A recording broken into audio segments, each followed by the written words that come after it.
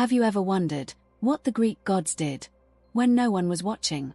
Not the battles, not the betrayals, not the thunderbolts, but the quiet moments, the boring moments, the moments they spent just waiting. What if I told you that Zeus spent most of his time not ruling the sky, but trying to find a comfortable cloud to nap on? What if Hades, the god of the underworld, preferred paperwork over punishment? And what if the most powerful being on Olympus wasn't a warrior at all, but a goddess who simply tended a fire and never said a word? Tonight, you're not here for excitement. You're here to let go, to slow down, to finally rest. So before you close your eyes, take 1 second to subscribe to Little Historical. Just a tiny tap. You can do it with your eyes half closed. And if this voice helps you drift off, a like is a quiet way of saying thank you. Now, dim your screen, pull up your blanket, and let me tell you the most boring, most beautiful, most sleep-inducing version of the Greek gods you've ever heard. Before anything else existed, before the first breath of the first god, before even the whisper of a name, there was only chaos. Not the kind of chaos you know, not shouting or breaking or running. No, this was a different kind of emptiness. A vast, dark, velvet silence so complete that it felt almost like a held breath.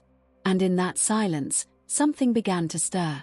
Not with sound, not with light, but with a feeling so faint, so slow, that it took centuries to become anything at all. That feeling was Gaia, the earth. She didn't arrive in a flash of glory. She simply opened her eyes one moment and realized she was there. And she was tired. Deeply, impossibly tired. The kind of tired that comes before any work has been done. She lay in the dark, and she waited. And while she waited, she felt something else. A presence beside her. Uranus. The sky. He was vast and cold and stretched above her like a blanket that never quite touched. And in that first, ancient darkness, they did nothing dramatic. No lightning. No vows. No battles. They simply existed together, pressed against each other in the quiet, in the way two bodies might share a bed without speaking, without moving, just breathing the same slow breath. It was intimate in a way that no story ever tells you. The first relationship was not passion. It was exhaustion. It was two vast beings lying side by side in the endless night, too tired to fight, too tired to love, too tired to even dream. And from that stillness, from that strange, wordless closeness, children came. Not with screams. Not with pain. But like fog rising from a lake. Slowly. Silently. The Titans. The first gods. And even they did not shout. They simply appeared, one by one, and lay down beside their parents, because there was nowhere else to go. There was no world yet. No sun. No moon. No mortals watching. Just this family of enormous, sleepy beings, curled in the dark, doing absolutely nothing for eons. And somewhere in that deep, quiet intimacy, something else grew. A secret. A tension. Because even in silence, even in stillness, power shifts. And the youngest of them, a titan named Cronus, began to feel something uncomfortable. Not anger. Not ambition. Just a restless awareness that his father's weight above him was becoming heavy. And that is where our real story begins. Not with a war. Not with a scream. But with a son who could no longer pretend to be asleep. So now, let that image settle in your mind. The dark, the silence, the slow breathing of gods who have not yet learned to speak, and then, very gently, let's turn our attention to the king who would eventually rule them all. The one who yawned on Olympus. Zeus. And so we come to Zeus. The king. The sky father. The one who throws thunderbolts and chases mortals through fields in forms that should not be spoken of lightly. But tonight, we are not here for that Zeus. Tonight, we meet him differently. Imagine this. After the long, silent war against his father Cronus, after the slicing and the freeing of his siblings, Zeus climbed to the highest peak of Olympus and sat down. He did not cheer. He did not raise a fist to the heavens. He simply sat a day. And he realized something terrible. He was now responsible for everything. The weather. The laws. The fights between gods. the whispered prayers of millions of mortals who never stopped needing something. And in that moment, the great Zeus, the thunderer, the king of all kings, felt a yawn rise from somewhere deep inside him. Not a dramatic yawn. A quiet, exhausted one. The kind that comes after a very long night when you know the day will be even longer. He leaned back against his stone throne, and he closed his eyes. Just for a moment, he told himself. Just to rest. But the moment stretched. The clouds above him parted and reformed. The hours passed. And Zeus did not move. You see, power is not always exciting. Sometimes it is just a very heavy blanket pressing down on your chest. And Zeus, for all his divine strength, was terribly, terribly alone up there. His wife Hera was already watching him from across the hall, her eyes sharp, her arms crossed, waiting for him to make the first mistake. His brothers Poseidon and Hades had taken their own realms and disappeared into them. And the mortals below, they never stopped. They married. They died. They begged. They betrayed. And every single one of them expected Zeus to care. But caring takes energy. And energy, even for a god, runs out. So Zeus Saturday. And he yawned again. And he thought about what it would feel like to simply stop. To let the thunderbolts rust. To let the mortals figure out justice on their own. To let Hera win whatever argument she was already planning. That thought, that quiet, forbidden wish to just disappear into a cloud and never be found, that was the most human thing about him. And maybe, just maybe, that is why mortals kept praying. Because deep down, they sensed that their king was just as tired as they were. But a king cannot sleep forever. And soon, something, or someone, would demand his attention again. But that is a story for another quiet moment.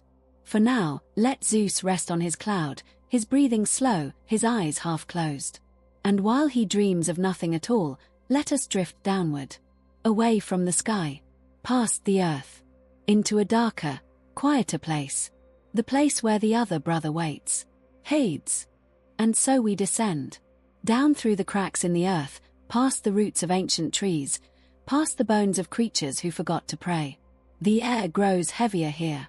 Not with heat or smoke, but with something older. Something that smells like dust and memory and the faint, sweet perfume of flowers that bloom only in darkness. This is the realm of Hades. And the first thing you notice is the quiet. Not the peaceful quiet of a bedroom at midnight. No. This is the quiet of a library where no one has spoken for 1,000 years. The quiet of a ledger book whose pages never stop filling. And at the center of it all, sitting on a throne carved from shadow and stone, is the god himself. Hades. He does not look up when you arrive. He is reading. Or rather, he is writing.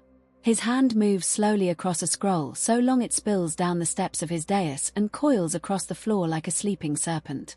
Names. Thousands of names. Millions of names. Every mortal who has ever drawn a breath and then stopped. He writes them all. Not because he enjoys it, but because no one else will. You see, Hades never wanted this job.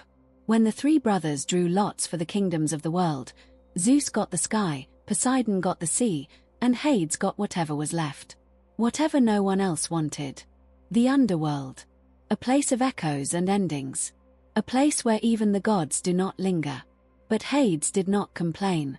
He simply picked up his quill and began. And he has not stopped since. There is something strangely intimate about this place.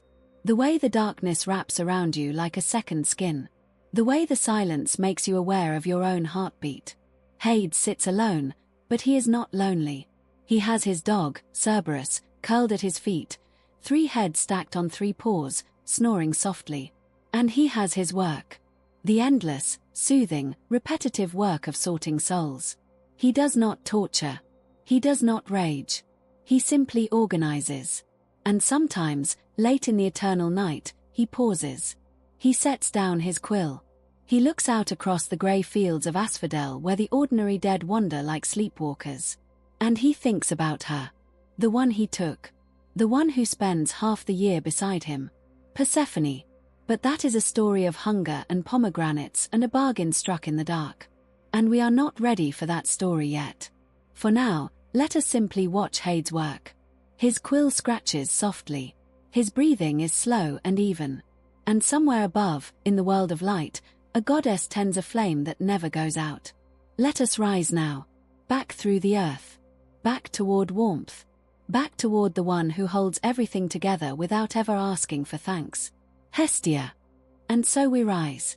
Up through the soil, past the roots, past the bones, past the grey fields where the dead wander without purpose. The air warms. The darkness thins. And suddenly, there is light. Not the blinding light of Zeus's thunderbolts. Not the cold light of Artemis's moon. This is a different light entirely. Soft. Orange. Flickering.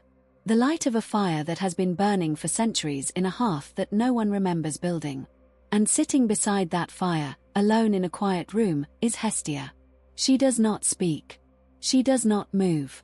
She simply tends the flame. Gently. Lovingly. As if the fire were a child she had been rocking to sleep for 10,000 years. Most gods have stories. Grand, dramatic, scandalous stories. Affairs. Wars. Revenge. But Hestia has no stories. And that is precisely what makes her dangerous. You see, when a god has no myths, no temples, no worshippers fighting for her attention, she becomes invisible. And the invisible ones, the quiet ones, the ones who never demand anything, they are the ones who see everything. Hestia was there when Zeus swallowed his first wife. She was there when Hera plotted her 1000th revenge. She was there when Poseidon flooded a city because a mortal looked at him wrong. And she said nothing. She simply added another log to the fire and watched the shadows dance on the walls. There is something deeply intimate about that fire. It is the same flame that burns in every home, in every temple, in every lonely room where someone sits awake at midnight, unable to sleep. Hestia is not in the grand palaces of Olympus. She is in the kitchen where a mother warms milk for her child. She is in the campfire where lovers whisper secrets they will never repeat. She is in the candle beside your bed right now, the one you lit to read by, the one you forgot to blow out. And here is the secret that no myth will tell you. Hestia gave up her throne on Olympus. Not because she was weak, but because she knew that power does not come from sitting high. It comes from being needed in a way that no one notices until you are gone. She let Dionysus take her place among the 12. And the other gods barely blinked. But when the hearth fire goes out, the home dies. When the temple flame dies, the god inside grows cold. Hestia holds Olympus together not with force, but with warmth. Not with lightning, but with patience. And every night, when you curl up in your bed and pull the blanket to your chin, you are lying in her temple. The most sacred one of all. So let us stay here for a moment. In the warmth.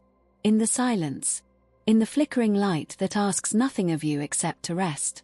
And when you are ready, when your eyes have closed and your breathing has slowed, we will let the fire fade. Not out. Just down to embers. Just enough to last until morning. Good night.